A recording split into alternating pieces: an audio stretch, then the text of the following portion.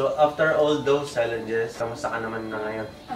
Okay lang po. Yung pinagdagan ko po dati, hindi ko po siya kinakalimutan. At hindi ko po para i-depress ko po ang sarili ko. Kumbaga po, makikita ko po na yung sarili ko na masaya, na siguro po kung maaga ko po na-realize yung mga pagkakamali ko. Siguro po, buhay pa si Lola, masaya pa si Lola.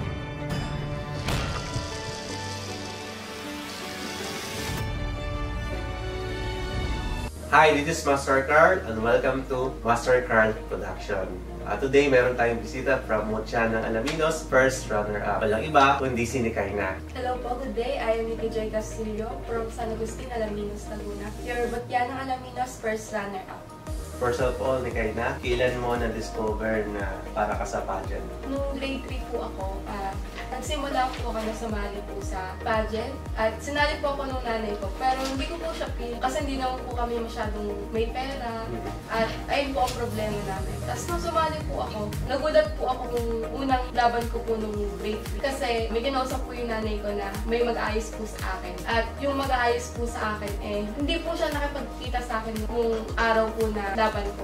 Kumbaga po, nung time po na yun, ako po yung nag-ayos sa sarili ko. Natatawa po kasi yung false eyelashes ko po, ang nilagay ko po doon ay yung blue po na may tiband. Tinis ko po talaga at the age of 10 years old para lang po makapag-pageant. So, tanong po, bakit di sumipat yung makeup artist? Kasi na-late daw po ng gising, ganyan. Kaya, sama po na daw po nun, pero lumaban pa rin po ako talaga nung time. So, yung may tiband na sinasabi mo, nilagay mo yung paspandikit para doon sa... Dito po sa false eyelashes ko po. Talagang tinis ko po talaga. So, anong nangyari? Nakadikit na siya? Nakadikit po. Paano natanggal yun? Talagang pinilit ko po talaga, ginanong ko po. Nagsugat yan? Opo, wala po talaga.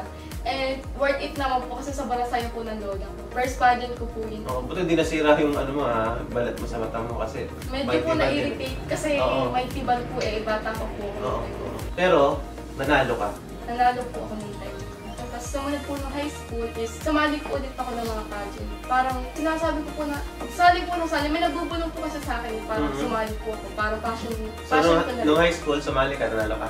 Hindi po. Nung time po na yun, yung pamilya ko na po nagsasabi na, ano, sasali ka na naman, gastos ka naman, gano'n. Kaya sabi po ng pamilya ko na wag na daw po kasi lagi naman daw pang talo. Umay na daw po yung pamilya ko sa kakasali sa akin. Gano'n. Then, nung 12 years old po ako, nakikita ko po si mama na nag-makeup kasi nag-e-able po siya eh. Tapos nakikurious po ako dun sa tsura po nung gamit. Then, tinaray ko po sa sarili ko. Then, ayun po, dun po nag-start na ako po ay magkaroon po ng interest sa pag-makeup. Hindi ko po talaga nakikita yung sarili ko na maging makeup artist. Dahil lang po sa parang pagpupush ko po na mag-pageant. Talagang parang bigla na lang po siyang binigay sa akin ni Lord na unexpected.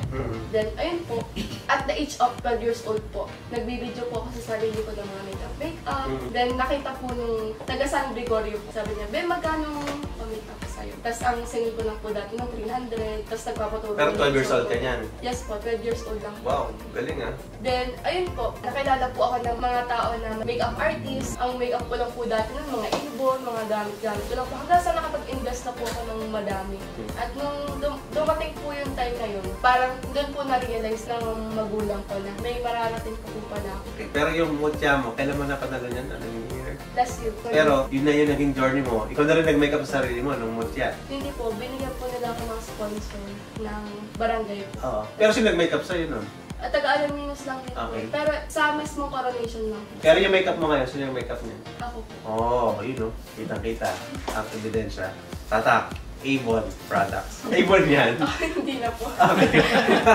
Kasi, ang Avon kasi malakas indirect selling. So, yun ang mga binibenta ng mga magulang. Kamusta yung pamilya mo? Ikaw bilang anak? Sa akin po, okay naman po ako. Kaso po, may mga time po na meron po akong sama ng loob sa magulang ko. Pero hindi ko po siya tinatanim ng loob po.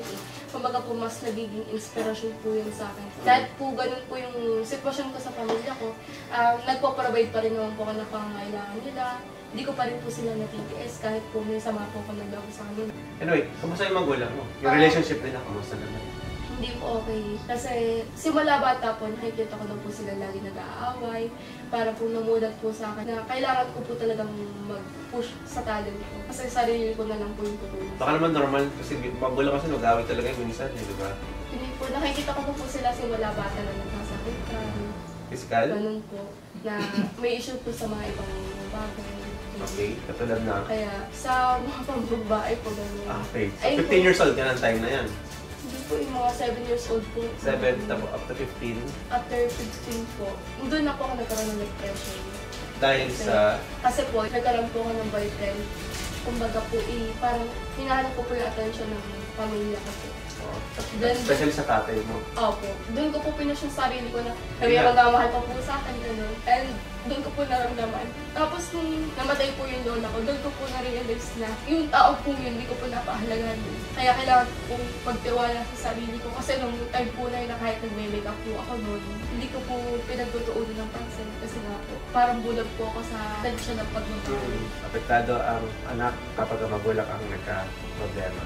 So, sabi niya kanina, yung attention kasi ng magulang pag wala dun sa anak, hahanap siya ng iba. Kaya hinalap niya yun sa boyfriend mo. Pero yung time na yun, tumaba yung depression. Pagkapamilya talaga, ang maapektuhan talaga yung mga anak. Pero at least nalampasan yung pagsulong na yun. So, after all those challenges, kamusta ka naman na ngayon?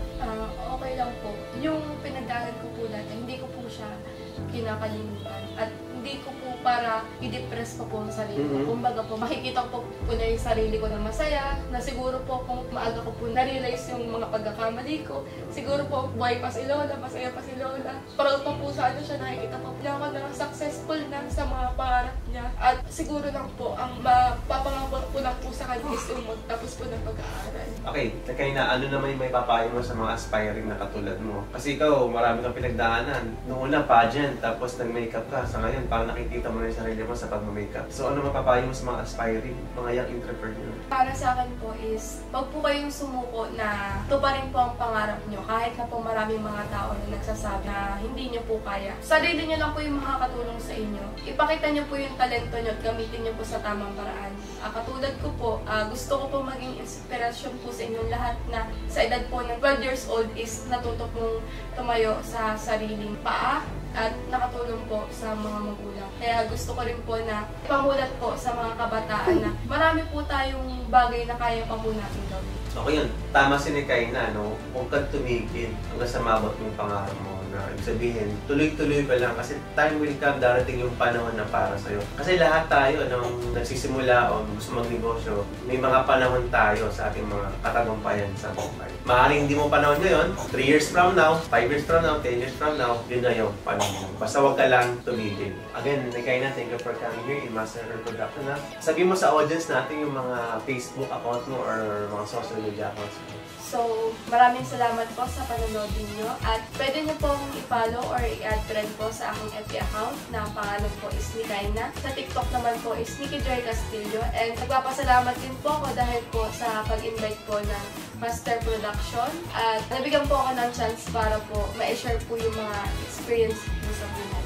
Maraming salamat. Okay, thank you. Nikay na. Anyway, ibibigay tayo sa kanya certificate of award, no? And vouchers. Now, this is a certificate award presented to Nikki Joy Castillo. This time kami magiging wellness provider mo. Ha? Okay? So, ginagawad ko sa ito. Sabihin, kapag nagkaroon ka ng mga injuries sa pagpapageant or mga sprain, welcome ka sa clinic, wala kang babayaran. And bibigyan ka rin namin ng special gift voucher. This is worth 12,000. This is transferable. Pwede mo siyang i-transfer o sa kilala mo, boyfriend mo or family, friends, ha? Okay? And then, again, pasalamat tayo sa Syragis for sponsoring this production. Also, yung aming product, ang aming Master Card, Sutic Balm, available po yan sa aming clinic. Sa mga gusto pong ma-feature ang kanilang nakaka-inspire na story, mag-message po kayo sa 0906-444-2860 or mag-inbox po kayo sa mismong page namin sa Master Card Production. Ito po ay free. Malayan nyo pong may kukwento ang kwento na yan dito sa Master Card Production. Again, maraming salamat po sa inyo. Ito po si Master Card, your Twitter Master, and author ng Master Card Production.